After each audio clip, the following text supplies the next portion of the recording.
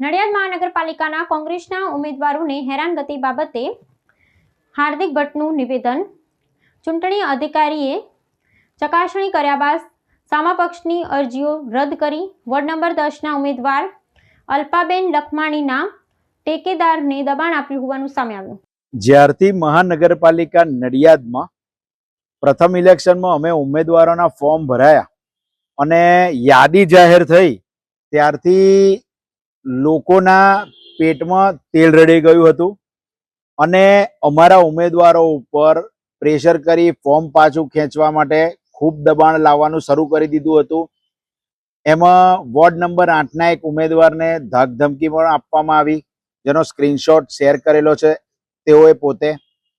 બીજું કે આજે સવારે એક મેસેજ આવ્યો કે અમારા વોર્ડ નંબર 10ના ઉમેદવાર અલ્પાબેન રિંકેશભાઈ લખમાણીના ટેકેદારને એમની સામે જે ઊભા રહ્યા છે અત્યાર હાલના સત્તા પક્ષના જે સભ્ય છે ભાજપના, તેમણે તે ટેકેદારને જેવું જાણવા મળ્યું કે ટેકેદારને તેમના તરફથી ઉઠાવવામાં આવ્યા છે. એટલે ઉઠાવવામાં ક્યારે આવે? ધાક ધમકીથી, પ્રેમથી તો કોઈ આવે નહીં. એટલે એમને ઉઠાઈ અને નડિયાદ કલેક્ટર કચેરીમાં અમારા ઉમેદવારનું ફોર્મ રદ કરાવવા માટે એ લોકોએ નોટરી કરી અને વાંધો રજૂ કર્યો હતો. જેની અમને જાણ થતા તાત્કાલિક ધોરણે અમોએ જ્યારે પણ નિયમ મુજબ એવું છે કે જ્યારે પણ ઉમેદવાર ફોર્મ ભરવા આવે ત્યારે જે અહીંના અધિકારી છે તેમની સામે વિડીયોગ્રાફીમાં એ ફોર્મ ભરાય છે, તેમના દરખાસ્તદારો અને ટેકેદારો એમાં સહી કરે છે અને તેમને ફોર્મ નંબર 8 આપવામાં આવે છે, જેની અંદર ઉલ્લેખ કરેલો હોય છે કે ભાઈ તમારા દરખાસ્તદાર ટેકેદાર સાથે તમે આ તારીખે આટલા વાગે તમારું ફોર્મ ભરેલું છે.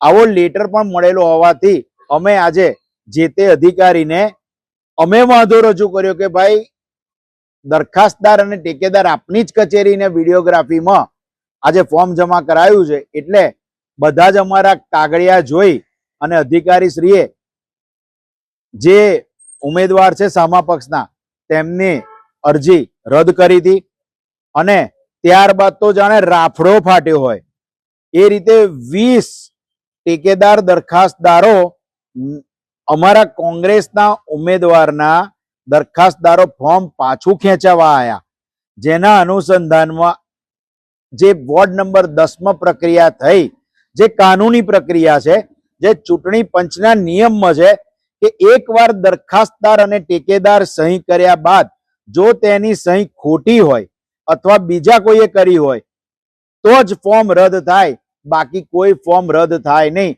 એટલે અમારા 50 જે ઉમેદવારો હતા એ 50 ઉમેદવારોના ફોર્મ અત્યારે અમને યાદી આપવામાં આવી છે, માન્ય રાખવામાં આવ્યા છે. પરંતુ આપની સમક્ષ કહીશ કે અમારા 4-5 ઉમેદવારોને સતત ધાકધમકી મળી રહી છે, તેમના પરિવારને ધાકધમકી મળી રહી છે. લોકશાહીનો ખુલ્લો પર્વ છે.